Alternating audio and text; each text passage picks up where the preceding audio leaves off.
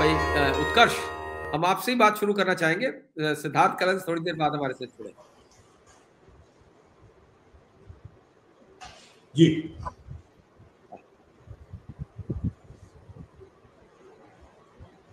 देखिए, ये जो घटनाक्रम चल रहा है, जाहिर सी बात है कि किसी भी गठबंधन के लिहाज से कोई बहुत अच्छा मैसेज नहीं है, कोई बहुत अच्छा आपसी तालमेल नहीं है। और इसमें केंद्रीय नेतृत्व की मर्जी कुछ और होगी, लेकिन राज्यों के बीच में तालमेल का ना होना बड़ा साफ दिखाई दे रहा है।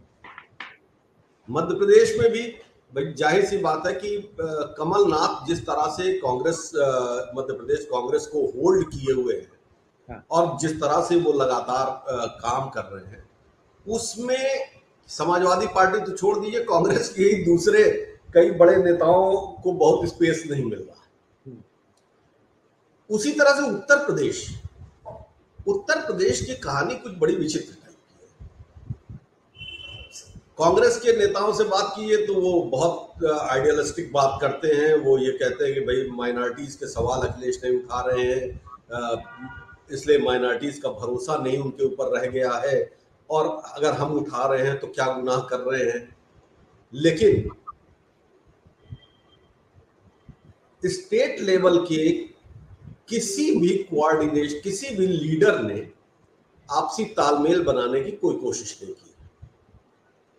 और जाहिर सी बात है कि अभी कुछ दिन पहले कांग्रेस के यूपी कांग्रेस की एक बैठक हुई थी, उसके भीतर चर्चा हुई थी, सारे प्रभारियों की, सारे जिला अध्यक्षों की, सब आए थे पिछले हफ्ते। तो उसमें ये बात हुई कि भाई हम लोग की लड़ाई जिनसे है, यानी बीजेपी से लड़ाई है, हमको अपना अटैक बीजेपी पे रखना चाहिए।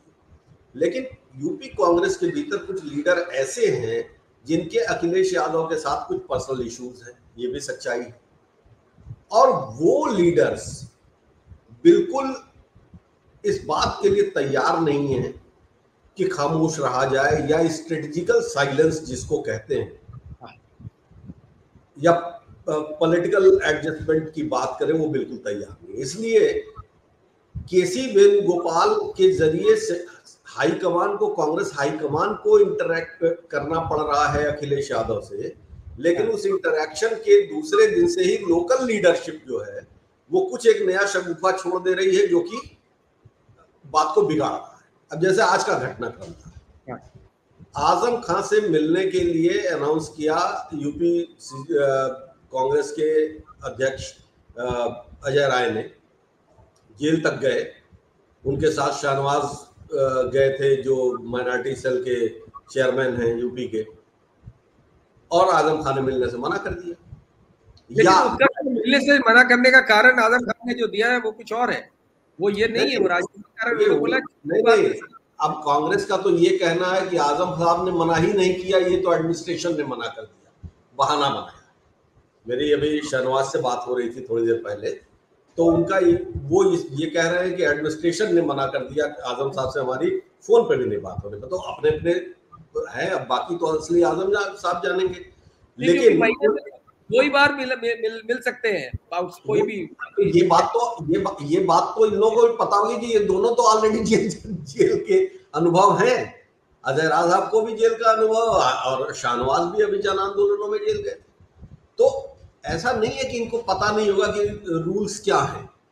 लेकिन जब इन्होंने पहल की, और ये कहते हुए पहल की कि साहब अब हम साझेदारी की बात करेंगे और इसलिए हम आजम साहब के साथ सॉलिडरिटी दिखा रहे हैं, लेकिन दूसरे पक्ष ने क्या मैसेज लिया?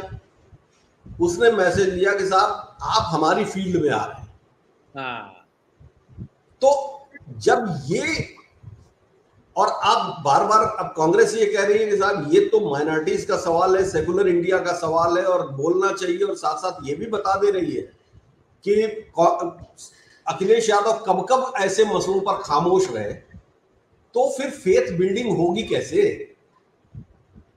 और फिर ये कि नरेटिव क्या बना रही है, वो गोदी मीडिया बना रही है। भाई नरेटिव देखिए इस मामले में, तो नरेटिव आप खुद बना रहे।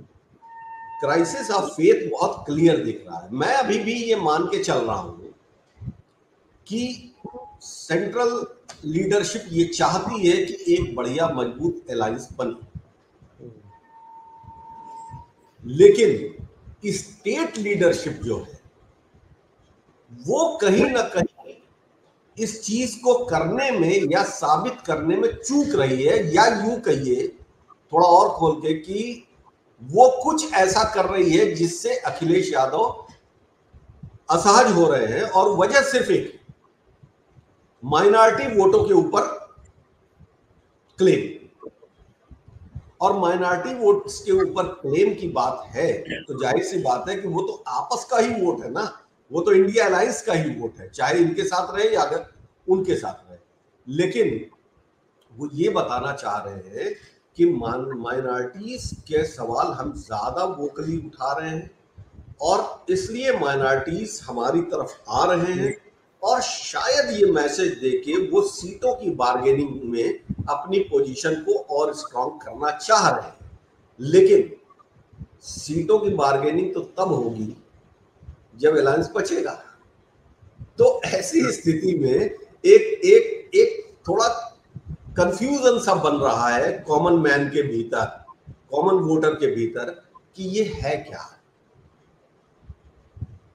और वो कैसे आगे बढ़ेंगी, इसको लेके बड़ी चिंता है। अखिलेश यादव ने तो कह दिया कि हमें पता नहीं था कि स्टेट लेवल पे अलायंस नहीं है, नहीं तो हम जाते नहीं। भाई ठीक है, सवाल 2024 का यूपी में कौन सा स्टेट इलेक्शन हो रहा है, और ये भी पता था कि 2024 का चुनाव है। लेकिन कुल मिला के अगर कॉन्फिडेंस बिल्डिंग होगी नहीं, अगर कार्डियल रिलेशनशिप दिखेगी नहीं, तो परसेप्शन क्या आप चुनाव के 1 महीना पहले बनाएंगे? और फिर ये सवाल क्या नहीं उठेंगे?